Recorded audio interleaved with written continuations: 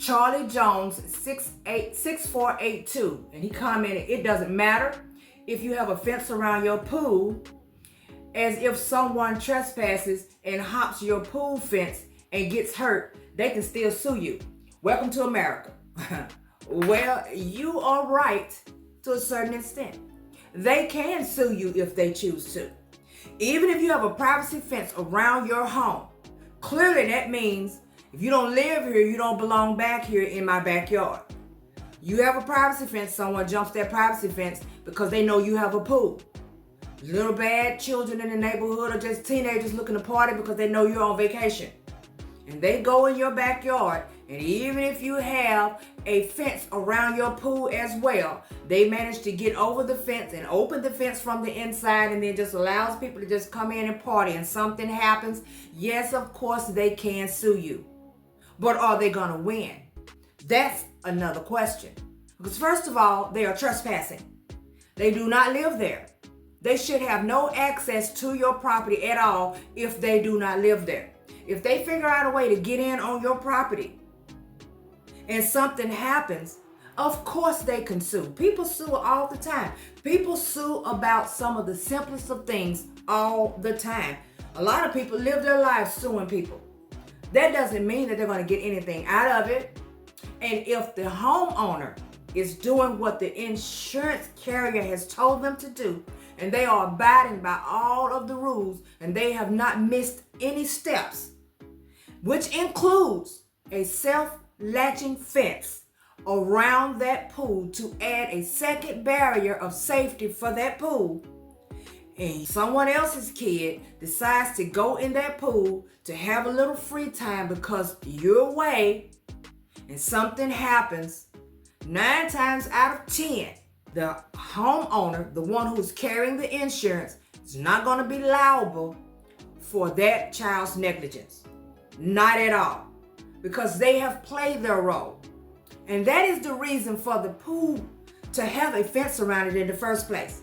Because I hear people saying all the time, what difference does it matter if you have a fence around the pool? If they come in the yard, they can easily go through the fence. The fence, of course, nothing is guaranteed. Not at all. But the fence is there because the homeowner needs to abide by policies that are in place for their insurance. That's what it's there for, to help them to secure them from any sort of liability. That's what it's there for. It's not there to guarantee that somebody can't get in that fence. Of course someone can get in the fence if they wanted to get in there bad enough. And then what happens is on them. So I'm going to read you guys a few little things that I had to just pull up just for you and for your sake, because like I said before, I don't ever post anything that I don't know what I'm talking about. So I'm just going to read a few things for you to kind of help you out a little bit with this. And those of you who are actually doing field inspections and you have had to run across insurers who had a pool, I'm pretty sure somewhere on the paperwork it asks you about a pool. And if they have one, then that changes the whole game of the actual policy, okay? Most likely the homeowner is gonna have to have a self-latching fence around that pool, around the full perimeter of the actual pool, okay? It is not enough for the house itself to just have a barrier around the outside, meaning a privacy fence. That's not enough when you have a pool in the back. You need to protect yourself 100% when it comes to your pool, because it is a safety risk by you even having one in the first place. So why would you not need to protect it? So then I had someone else that made a comment, and the comment is from JIDIC 1845, commenting, if teens can climb the yard fence, a pool fence won't stop them either. Those insurance companies is just a bunch of fraudsters. Okay, I don't know if I would call them fraudsters because they're trying to keep from paying a lawsuit. I wouldn't call them that.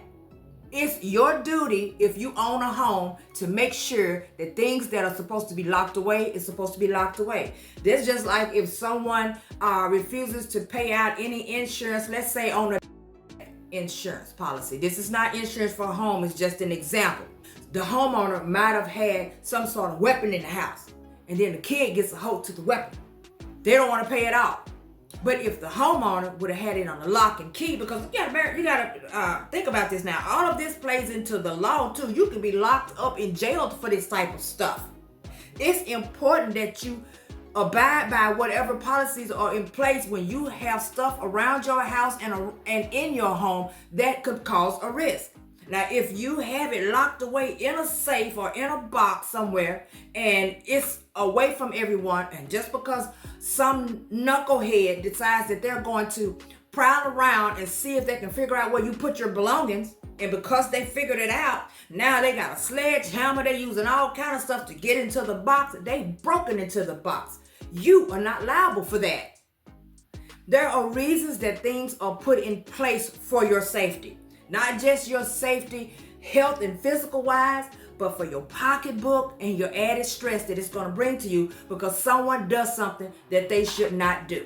Okay? So let's just go back to this pool thing because I want to clear this up. Many cities and states have pool safety laws requiring a fence with a self-latching gate. Once again, if you are a field inspector, you already know this. If you have been doing any sort of home inspections that require you to take an image of stuff around the home and you see a pool and that pool ends up in that image, even if the insured didn't even ask anywhere on the paperwork about the pool, once they see that there's a pool there, they're going to bring it back to you. So you're going to have to answer all these additional questions about the pool. There is not an insurance carrier out here who plays about these pools. And you know what? Regardless of whether you want to call them a fraudster or not, I do not blame them. Because first of all, sometimes it takes the insurance carriers to make the insureds know that this is not a game. You want to buy the biggest, nicest home and you want to put a pool in the back, or you want to buy the biggest, nicest home that already has a pool in the back and a sauna connected to it. But because it's taken away from the actual scenery of all of the hedge of bushes and all of these different things and the trees and all of the rocks that you've thrown around, it's taken away from your scenery. You don't want to put a fence around it. And then something tragic happens, that is going to be your responsibility. You will be liable for that. You will be liable for that, not your insurance carrier. That's why they send us out as inspectors to make sure that if we run across these types of things, it's our duty to report it. And we are supposed to report it so that they'll know what is actually going on in the yards, in the backyards, and inside the homes of these insureds. It's our duty to do so. Because once again, that's going to help you to possibly save a life, help the insurance carrier keep from having to, yes, pay out on something that should not have occurred in the first place, and it keeps the homeowner from being stressed, all right, and in all sort of disarray because they got all of these different things that have occurred at their home because they were not abiding by the policy. A fence and latch does not guarantee that no one will access the pool, but they significantly reduce the likelihood. If it doesn't deter a person from getting over into that fence, then whatever they get into is what they get into. And yeah, I said it. It acts as a deterrent and makes it harder for small children, especially, or uninvited guests to enter accidentally. Because sometimes people can fall into your pool accidentally. You can have people come by your house for a gathering you're having. Whether it's a barbecue, you having some sort of thing that has occurred in your family and everybody's gathering there, just a little friendly brunch, doesn't matter. People are hanging around in the backyard. You have a huge backyard. You have plenty of seating. You have things that entertain in your back. All right, so now people are walking and wandering around your pool. Everybody who comes to your home is not able to swim. And just as sure as they step a little too close and lose their balance and fall off in there, suppose nobody around there can actually swim worth anything. Now you got a drowning on your hand because you did not have a barrier between the water and the people. It is very important to have a barrier around your pool. And once again, especially if you have small children in your house, even around your neighborhood, because we all know, any of us who have children, we know that kids can get into things. So why not play it safe? It has nothing to do with anybody being a fraudster. It has nothing to do with anybody just deciding that they're going to jump the fence. If you're going to jump my privacy fence and then go in the back and jump the perimeter around my pool, then whatever happens, happens. And the homeowner, 9 times out of 10, is not going to be liable. And yeah, you can sue. You can sue. It's an attractive nuisance. Under the legal principle, property owners can be liable if something on their property, like a pool, attracts children who are then injured, even if they trespass. A latched fence demonstrates that the homeowner took reasonable steps to secure that hazard. If an accident does happen, having a compliant latched fence helps the insured show that they met the safety standards that were required by them, okay? Which is going to most definitely potentially reduce any legal liability or preventing the insured from denying the claim, clearly, 100%. So even though someone could climb over the fence and the latch exists to reduce any foreseeable risk, and they prove reasonable care as far as the insured is concerned, okay? So yeah, you can sue, but how far are you gonna get with that lawsuit? I wouldn't bet on that. I wouldn't place my bet on that, because the insured done what they're supposed to do. They're not responsible for the neighborhood. Okay. I hope I was able to clear that up. Some of you who were probably just understanding, fence is a fence and you jump. I mean, you know what? You can put a privacy fence around your home without a pool in the back, and someone jumps your fence that was closed and latched to come in your home to rob you, and what happens, right? Okay. If a person jumped that fence and go in the back of your yard, and then you also have a barrier around that pool, which really says for itself, when you see that barrier, that tells everybody danger, there's water there. And if they figure out a way to get in that fence or climb over it, once again, what happens is what happens.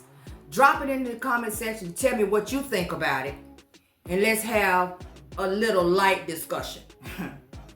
If you would like for me to feature you on any video, please feel free to drop a comment in the comment section. Don't be shy, because I will definitely be bringing your comment up front and center for everybody to see, so that we can have a little chat about what we have going on here in our little life of entrepreneuring and making things happen for ourselves. In the meantime, you guys know what to do. Like, subscribe, turn on the notification bell, because you know I'll be bringing you back something later. Thank you guys so much for watching.